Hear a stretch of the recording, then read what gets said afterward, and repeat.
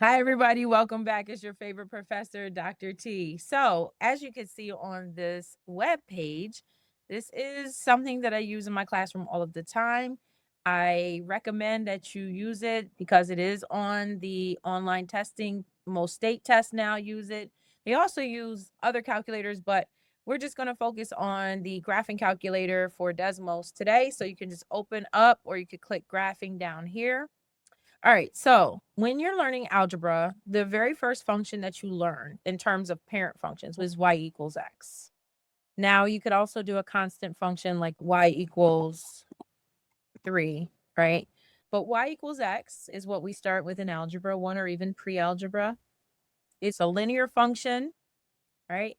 With Desmos, there's all sorts of things you can do. So you can actually add a note to your function. So you could say this function is linear.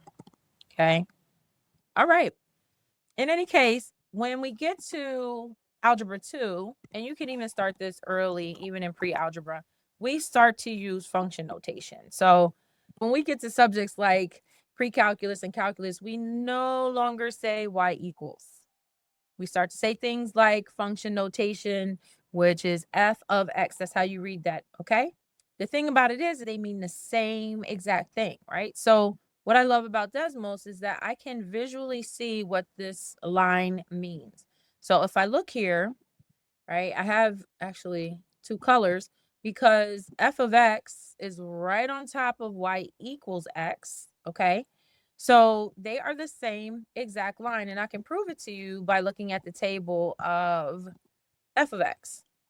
You see those numbers? They're the exact same numbers, right?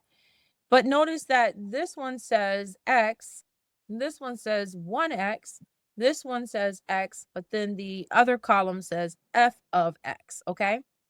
So you just have to keep that in mind when you're transitioning from, let's say, pre-algebra to algebra 2, and we're just talking about the parent function y equals x, okay? The cool thing also I like about Desmos is I can actually click on these and then I can label them permanently. Let's model the table. So if I put in -2, comma -2 here, I can label that point. And there it is right there. I can actually change the color of things also if I hold down the mouse. There's a couple of options you could do here. Let's see. Let's change that to blue. And you can kind of see the contrast in the colors.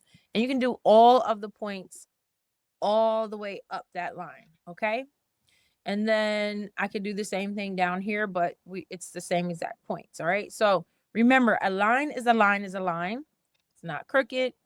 If someone says, how can you tell a function is linear? You say, because the word line is in linear. Oh, so it's a straight line. The advanced part comes in when we start to transform the function, and I'll do that in a different video, but just wanted to show you one more thing.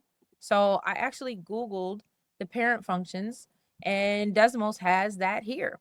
So the same function is here, but next time I'll talk about g of x or y equals x squared. As always, thank you for watching. See you next time.